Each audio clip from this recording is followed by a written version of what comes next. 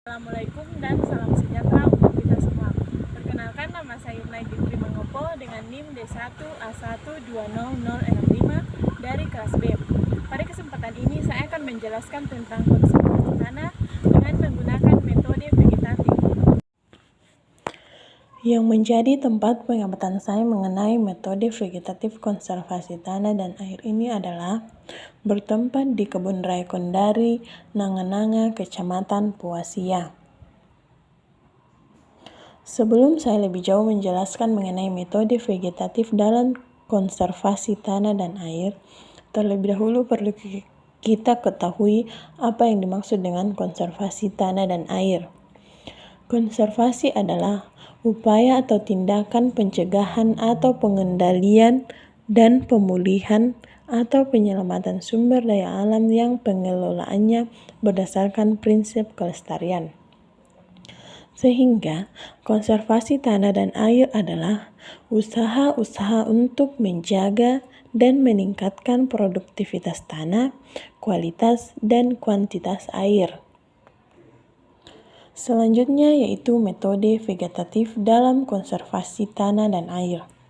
Metode vegetatif adalah pengendalian atau pemanfaatan peranan dan fungsi tanaman, atau menanam beberapa pohon atau jenis tanaman lainnya untuk menjaga penutup tanah agar dapat mengikat butir tanah secara lebih kuat.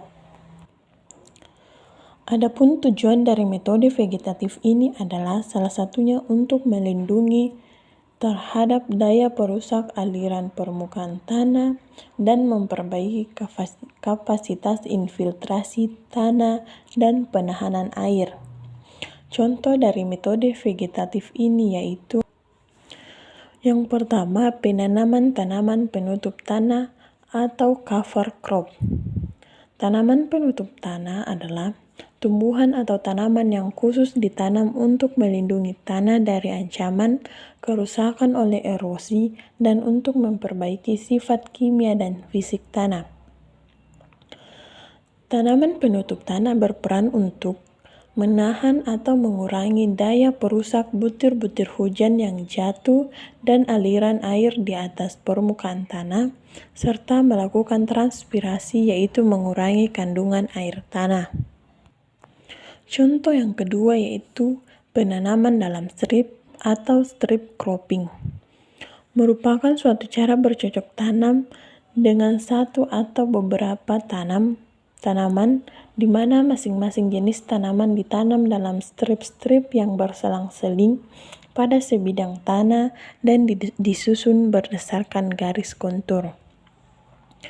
Manfaat dari sistem strip cropping ini adalah dapat memperlambat lajunya aliran permukaan dan untuk melindungi larikan tanaman dari pengaruh aliran permukaan.